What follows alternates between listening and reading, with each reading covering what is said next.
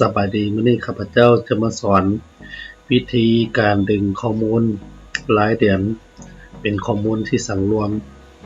ออกจากการป้อนตารางรายเดือนของเพิ่นแต่ละเดือนก่อนอื่นมันเข้าไปที่แอปที่เราจะเข้าไปป้อนหรือเข้าไปซอกแมนเป็นข้อมูลที่ว่าสังรวมได้จากตารางแมนมาให้มาเอาอยู่ Data Supervisor ภายหลังเห็นหน้าตานี้ขึ้นมาให้มาเลือกเอาตัวนี้ก่อนให้มาเป็น Table หลังจากนั้นให้มาเลือกเอาชุดข้อมูลทุกอิทแมนให้มาเลือกเอา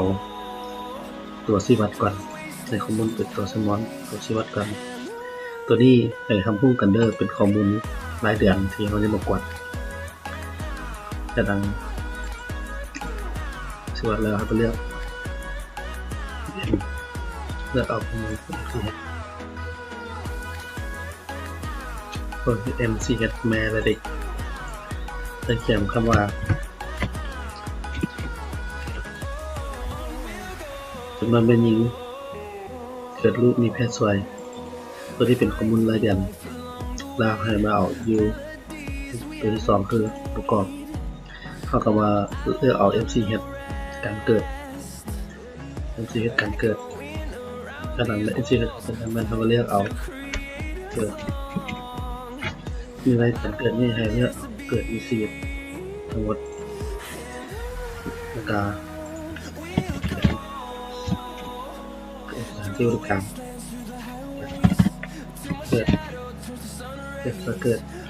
อยู่ใน1 2 3 4อันนี้เราต้องมองรู้ความสัมพันธ์หรือว่าข้อมูลให้มันคือกันก็คือเอาข้อมูลตัวนี้เกิดมีชีวิตเอาลงมาบรรดาข้อมูลเกิดรูปสถานที่บริการเกิดรูปอยู่บ้านอยู่เพศชายแม่นจะเท่ากับเป็นหญิงที่ได้เกิดลูกมีเพศชายแล้วเราก็เซลไว้ก่อนเราเลือกช่วงเวลาให้เราเลือกเป็นระยะเวลาที่กำหนดเอาตัวปีกาตัวนี้แม่นให้ดับเบิลคลิกออกตอนนี้เรามาเลือกออกจำนวนที่ว่าเขาได้ป้อนเข้าไปแต่ละเดือน1 เดือน2 เดือน3เอาข้าพเจ้าเลือกเอาตัวอย่างเป็น3 เดือนก่อนเพื่อเขาเลือกเสียงจากนั้นให้เรามาเลือกหัวหน้าจากที่ตัวติ๊กแดงนี้ออกก่อนเลือกวันนครหลวงวันนี้เนาะนี่ตัวอย่างเราเลือกของเมืองนาเซตห้องก่อนติ๊กตัวต่ำนี้เนาะสี่เหลี่ยมตัวนี้เรามาเลือกเอาสนองแล้วก็ติดปรับปรุงเนี่ยเห็นว่าข้อมูลเกิดอยู่3นิดด้วยกันเกิดมีเพศสัตว์เกิดคือว่าเท่ากันเนาะว่าตัวนี้บนบ่มีเกิดและเกิดมีชีวิตก็เท่ากันแสดงว่าข้อมูลตัวนี้ถือแล้วข้าพเจ้าที่คลิปนี้ที่ว่าเรื่องข้อมูลการเกิดขอสุดท้ายนี้แล้วขอขอบใจ